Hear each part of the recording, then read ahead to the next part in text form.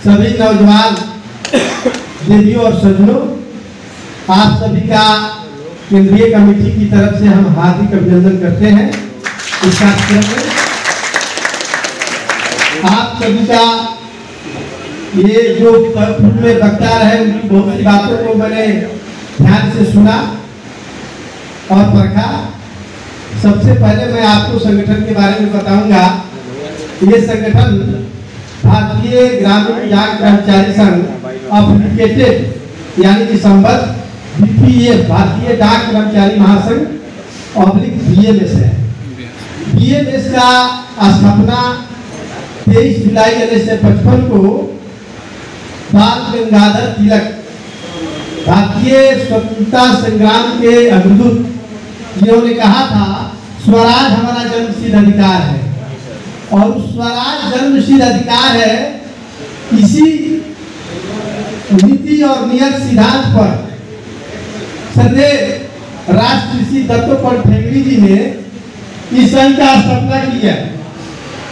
उनका अपेक्षा था, उनकी सोच थी, अरे क्या बात करो, उनकी सोच थी श्रमिक गीत होना चाहिए। इस कार्यक्रम की परंपरा में शायद राम साहू जी हमारे जो सर्किल सचिव है या जो मंडलीय सचिव है, इन लोग नहीं जान पाए हैं। जान लीजिए, आज के बाद कभी भी कार्यक्रम कीजिएगा तो भारतीय मजदूर संघ का जो श्रमिक गीत है वह गीत निश्चित रूप से शुरुआती दौर में उसी से प्रारंभ किया जाता है कार्यक्रम। वह जो श्रमिक गीत है उसका पहला लाइन में आप सभी को बता देता हूँ। वह है कि मानवता के लिए उषा की किरण जगाने वाले हम, शोषित पीड़ित दलित जनों का भाग बनाने वाले हम। उनकी सोच थी श्रद्धेय दत्तोपंत ठेंगड़ी जी का कि समाज के अंतिम पायदान पे बैठे हुआ जो व्यक्ति है इस देश के किसान, मजदूर और श्रमिक में ये नहीं समझते कि जो खेत में काम करते हैं वही श्रमिक है।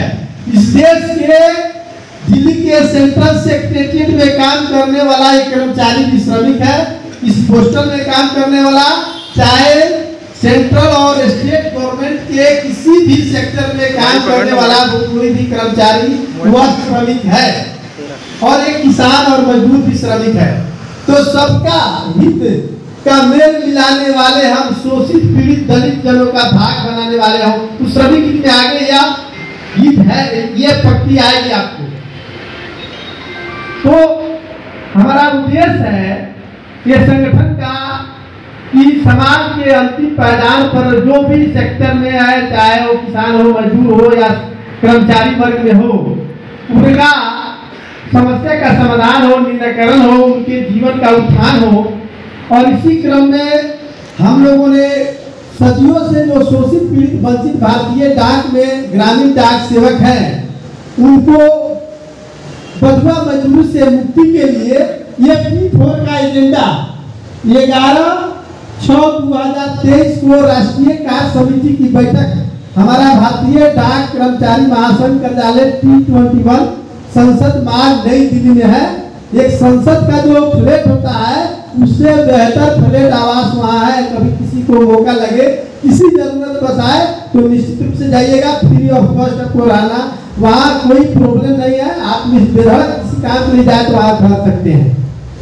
तो वहाँ हम लोगों ने 11/6/2023 को यह निर्णय लिया P4 का एजेंडा GDS को 12/24/36।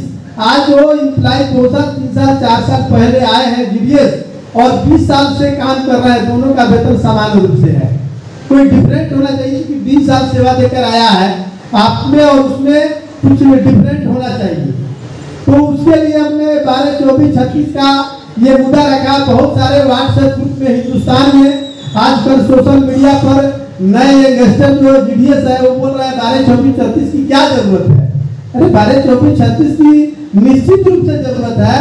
जो 20 साल 25 साल 30 साल इस विभाग में काम कर चुका है और तुम 3 साल 4 साल पहले भाई आए हो, तो तुम्हारे और उनके बीच में इस सेवा का कुछ तो फल उसको मिलना चाहिए, आपके सीनियर साथी को। तो इसके लिए हम लोगों ने रखा। उसके बाद इसमें एक P4 में जो 2 नंबर का है वो हेल्थ है कि कोई भी GDS भगवान न करे बीमार हो गए, बीमार होता है वो है इसका आश्रित फैमिली, तो उसके लिए हमारा हेल्थ जो है सुविधा मिलना चाहिए नेशनल स्तर पर, जैसे एम्स है या राज्य स्तरीय एम्स है वहां मिलना चाहिए। और तीसरा जीडीएस को 5,000 पेंशन विथ बीए, और चौथा जो है रूल 3A को रिलीव करो यानी कि निरस्त करो। जैसे कश्मीर का धारा 370 समाप्त हुआ वैसे ही इस रूल 3A को समाप्त किया जाए। रूल 3A का जो नियम है उसके तहत कोई भी जीडीएस 4 से 5 घंटा के अलावा काम नहीं कर सकता है। अगर काम भी कंबाइंड ड्यूटी भी कर रहा है तो उसका अपना वर्क 3 घंटा या 4 घंटा, अगर उसमें जितना 5 घंटा के लिए जुट जाए उतना ही काम लिया जा सकता है, उससे ज्यादा नहीं ले सकता कोई। अगर कोई ले रहा है इसका मतलब समझिए स्थानीय स्तर पर आपके यहाँ इंस्पेक्टर राज कायम है और आप सभी मिलके किसी इंस्पेक्टर से लड़ नहीं पा रहे हैं। हम देखते हैं व्हाट्सएप ग्रुप में बहुत सारा लोग जो है कि यूनियन को और नेता को बहुत अपशब्द बोलता है, लेकिन ये कभी नहीं विचार करता है कि एक केसों में 15-16 हम जीडीएस है, एक सब डिवीजन में जो है 70 से 80 पीओ रहता है, 50 पीओ रहता है, 40 पीओ रहता है, कम से कम 100 जीडीएस रहता है। सब मिलकर जो है किसी भी शोषण का हम खिलाफ करें, चाहे डाक अधीक्षक के माध्यम से हो रहा हो या एसटीआई के माध्यम से हो रहा हो, वहाँ लड़ता नहीं है। लेकिन यूनियन से केंद्रीय स्तर पर अब शब्द बोलने के लिए वो स्वतंत्र है, उसके अंदर में यही ह्यूमैनिटी है, उसके अंदर में यही मानवता है, उसके अंदर में यही जो है स्कोप है।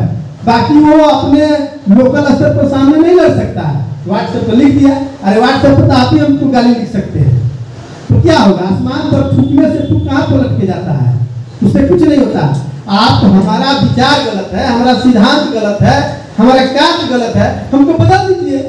हम राष्ट्रीय अध्यक्ष है या ये पी राम साहू जी सर्किल सेक्रेटरी है, अक्षय चौहान डिविजनल सेक्रेटरी, काम नहीं कर रहे, बदलिए। आप खुद बदलिएगा, जमाना बदलेगा, हम बदलेंगे, दुनिया बदलेगा। आप स्वयं को नहीं बदल पाइएगा, स्वयं नहीं कर पाइएगा, स्वयं जागरूक नहीं हो पाइएगा, दुनिया की कोई ताकत आपका भविष्य नहीं बदल सकती है। हम यहाँ भाषण देने नहीं आए हैं, एक एक चीज को हम आप लोग को यह जानकारी देने आए हैं कि स्टेप बाय स्टेप अगर आप संगठित होकर लड़ते हैं, संघर्ष करते हैं, तो 100 साल पहले जो मुगल कालीन शासन था, जहां धर्म का टैक्स लिया जाता था, वो मुगल चले गए। उसके बाद अंग्रेज आए, उनके पास तो गोला बम बारूद सब था, जेल था, उनका अपना फौज था, सिपाही था, हिंदुस्तान पर शासन किए और इस देश के निहत्थों लोगों ने 1857 से संघर्ष करते करते करते 1947 में उसको खदेड़ के भगा दिया। भगाया कि नहीं भगाया? जी सर। है 1857 में जो सिपाही विद्रोह हुआ था, मंगल पांडे जी ने किया था, तो उस समय बहुत सारे लोग मारे गए, बहुत से लोग मारे गए। आजादी का कारवां चलता रहा। हिंदुस्तान में उस समय भी करोड़ों की संख्या थी, लेकिन लाखों लोग ही अपनी जान की कुर्बानी दिए और वो लड़ते गए, ये सोच करके हमारा देश एक दिन आजाद होगा, ये आजाद भारत में हमारा हर एक व्यक्ति सांस लेगा, उसका अपना अधिकार होगा। सबको तो नहीं लड़ता है। तो उसी तरह इस समाज में भी आपको अगर कोई साथी नहीं लड़ता है, उसको मोबिलाइज कीजिए, प्रोत्साहित कीजिए।